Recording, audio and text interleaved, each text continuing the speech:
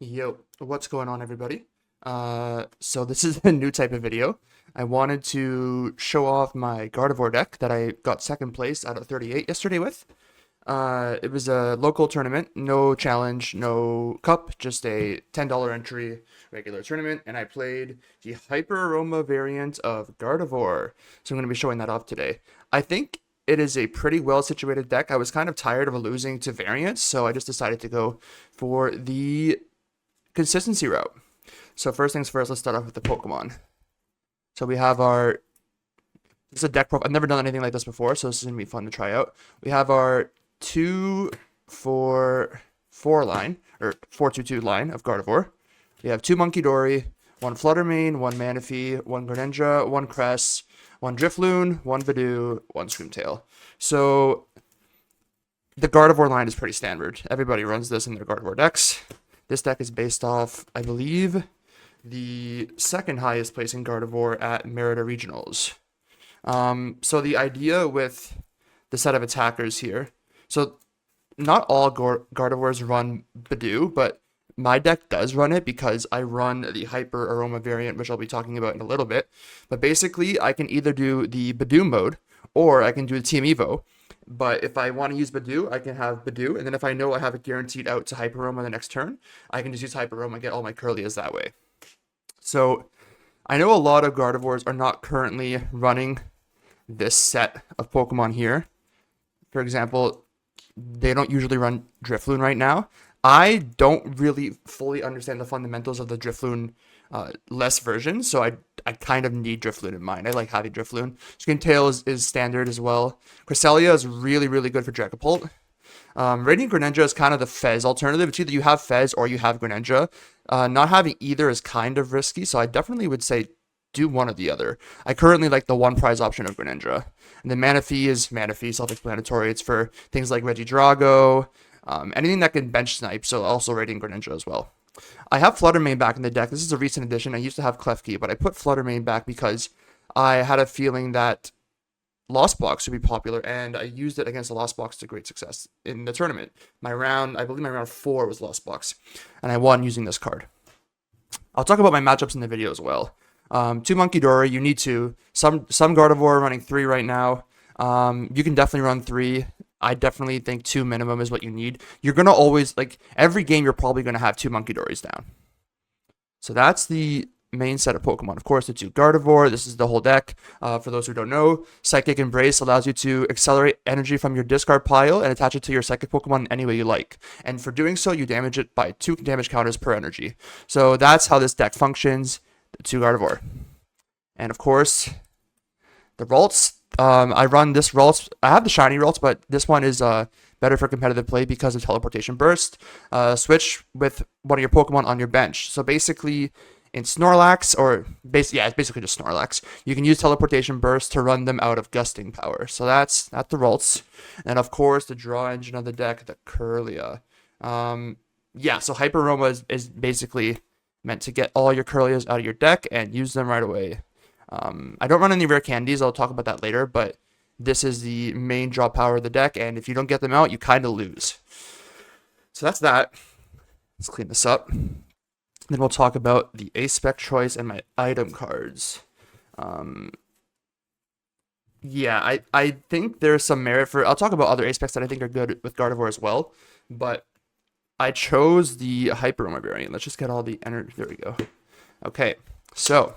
First things first, Hyper Aroma. I'll read the cards. So, search your deck for up to 3 Stage 1 Pokemon. Reveal them and put them into your hand. Then shuffle your deck. So this lets you get all your Kirlias out and is the main basis between being able to use Budew, right? So, normally, if you don't Budew, basically, there are 2 options for Gardevoir. On turn 2, you're either going to use Budew or you're going to TM Evo. Some decks run very heavily into TM Evo, which I think is a good option. But depending on your hand and how it goes, sometimes you need Budew as well, and that's what I like, having the option for Budew. And Budew enables really good use of Hyper Aroma on the turn after. So, 2 Artazon, basic search through item lock is basically the whole point of that. Also, bump Stadium, which is important.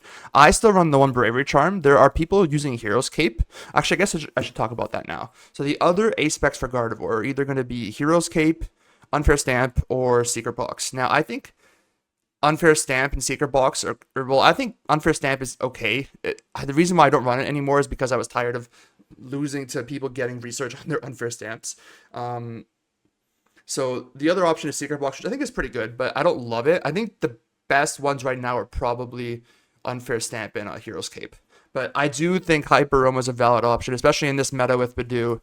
If you're getting Budewed, you can't really do much about it, but if you use it prior, you can still get your Kirlias out. I just like having the option for Hyper Aroma there. Not every deck is going to be Budewing you, and if they are, then you can just go back to the tried and true method of Ionoing to get your Kirlias out. It's basically, this deck is basically done to like maximize consistency, and that's why I run Hyper Aroma. All right, so no Hero's Cape, so I have the Bravery Charm for Drifloon. If you don't run Drifloon, you probably take this out.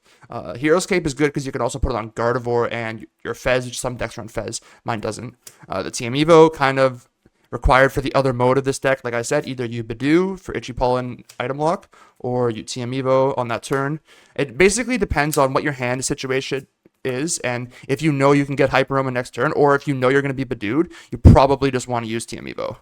So those are the two main things there.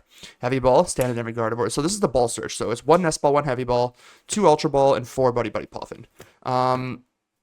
The 2 Ultra Ball are kind of necessary. You need them to search out Gardevoir, and sometimes Kirlia as well, or other basics that are not the 70 HP ones. Nest Ball is basically like, it gets you a Greninja, like Arven gets you Greninja, or gets you Munkidori.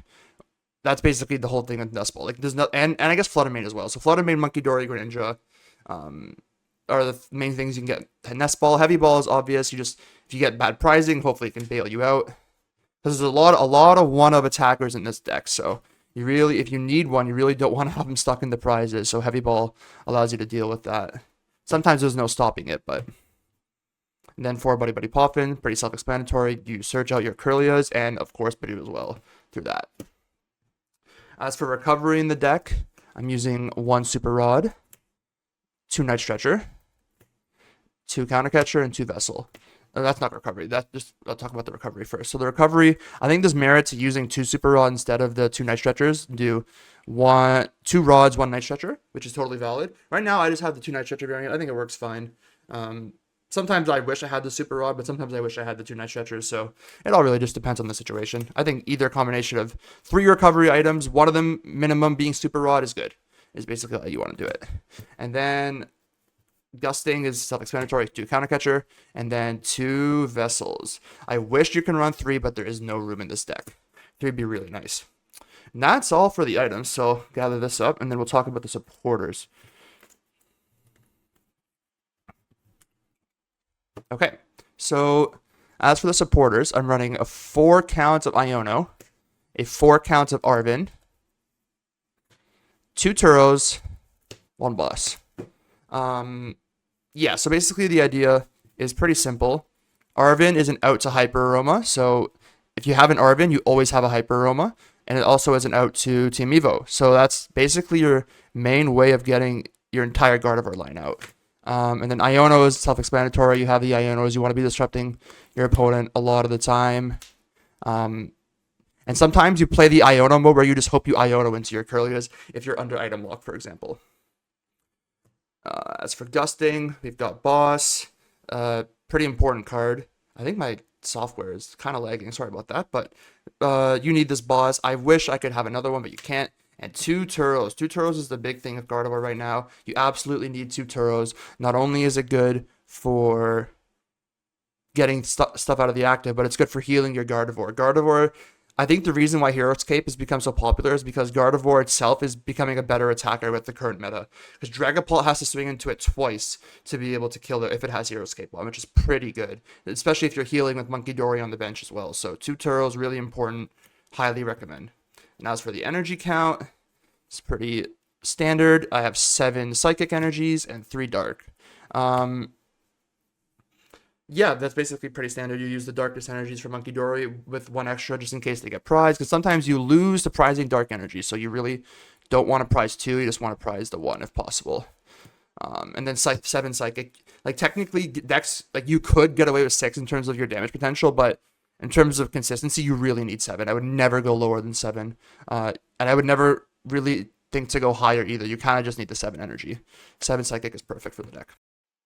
Okay, so now that we're done explaining the deck, we can talk about my matchups. So my tournament placement was, I explained it earlier, but it was second out of 38, I believe. I'll flash the graphic on screen so you can see. And I was running this deck that I showed off. So my round 1 was against Duraludon. It was a pretty standard Duraludon match. I prevented them from getting Star Chronos off, so that had me in pretty good favor, but I had to concede 2 prizes at the beginning of the game to them because my setup wasn't that strong. I was using Budew to prevent them from getting super setup themselves, but I had to delay it. So it all boiled down to, at the end of the game, I had to use Drifloon with Bravery Charm to be able to kill a Duraludon, and they would win if they found Jamming Tower. So thankfully, I Iono'd them to 2 cards, and somehow they had Research off of it. That happened 3 times throughout the game. 3 Ionos, they got Research each time. So basically, it just was a matter of, can they get to the Jamming Tower? They had concealed cards. They had a lot of draw, and thankfully they whiffed it. Despite my best efforts to get their hand low, but that's how Pokemon goes sometimes. So they whiffed it, so that was good. That was game 1 win. Game 2 win against Dragapult. They had a lone GP in the active and a Fez on the bench. And the whole game, I just didn't let them get more than 1 GP on the field, so they just couldn't do anything. It was a very dominant win. Definitely not reflective of the matchup. I know some Dragapult players think it's like pretty favorite for them. Or favorite for Gardevoir, but I know a lot of Gardevoir favorite players, including myself, think it's favorite for Dragapult. So, not super overwhelmingly favored anymore because of the Munkidoris, but I definitely think it's Dragapult favorites. But they didn't get a chance to really make it seem that way at all. Game 3 was against another Duraludon. This Duraludon, they had awful prizing. I had all my attackers prized except for Screamtail, but they had 3 Duraludons prized and Relicanth. So basically, it got to the point where I just swung with Gardevoir. They couldn't get rid of my Gardevoir. I healed it. I swung again. And my Iono bricked them mid game. They had around 4 prizes left, and I Iono'd them. So they couldn't really do anything after my Iono. So that's an effective use of Iono. And again, Iono is the premier supporter of this deck for every turn, basically after turn 1 or 2. Game 4 was against Lost Box. Also another standard win. Flutter main just ran away with the game. But Flutter main, Lost Box has a really hard time into Gardevoir, especially because I'm running Manaphy as well, so there was no chance of them Greninjaing me at any point. That was a very dominant win. Lugia round 5. So that was a really weird match. I had a bad-ish start. Basically, I had my Kirlias out. I used Hyper Aroma, got all my Kirlias out, but I was not able to get energy in the discard. 2 of my Earthen Vessels are prized, and I just couldn't find energy in my deck. So despite them starting with a lone Lugia, and not even getting a Lugia on their turn 1, they had Squawk, Iron Hands on the bench, and they passed. But I just couldn't capitalize on it because I just couldn't get energies in the discard. I had like 3 energies in the discard by my 3rd turn. It was awful. But eventually they got up to 4 prizes against my 6, having killed my Gardevoir the previous turn with Drapion V, which is an unfortunate tech card for Gardevoir to see. So I put my Gardevoir into the active, healed it up with Munkidori, and swung and killed the Drapion. And then they had the Iron Hands on the bench. It had pre-damage on it. I had already swung into it with Gardevoir. So the Munkidori, or the Iron Hands would die to 2 Munkidoris. I put 1 on it this turn, and then the next turn it would die to another one.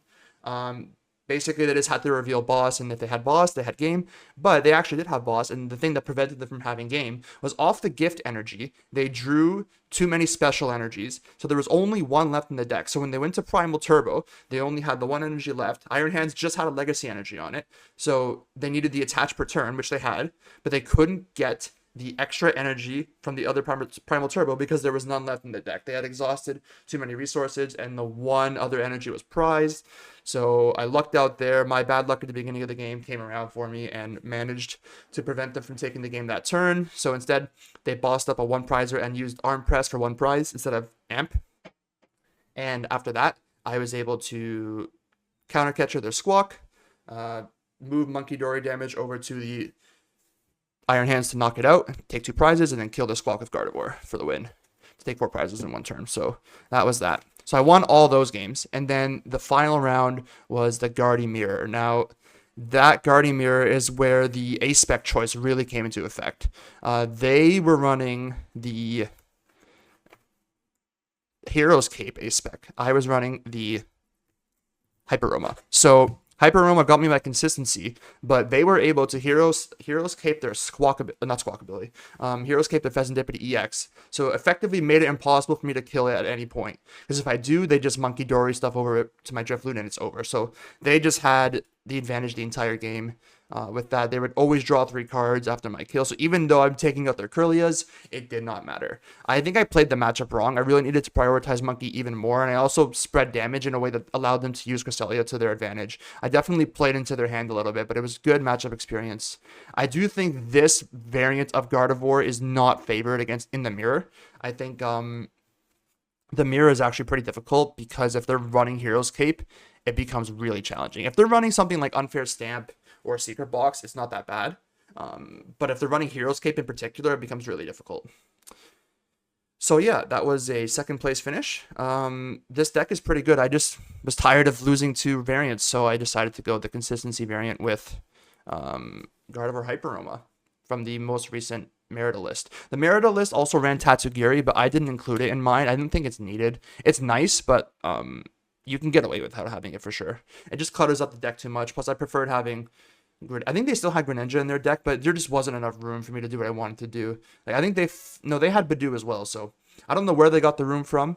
But I like this deck. I'll probably play it more. I do want to try the Hero's Cape variant. It seems really interesting. It seems like a good meta call because the reason the Hero's Cape variant works is because there's no Charizard in the format right now. Charizard is really going downhill, so it's basically a meta call of not including Drifloon anymore and using Hero's Cape instead. Because if you don't have Drifloon, if there's no Charizard, Drifloon isn't really needed as much. Like you don't need those big knockouts. With Dragapult, you can just swing with Gardevoir with Hero's Cape and you're totally fine. Obviously, you can never swing against a Charizard with Gardevoir because it just gets one shot no matter what.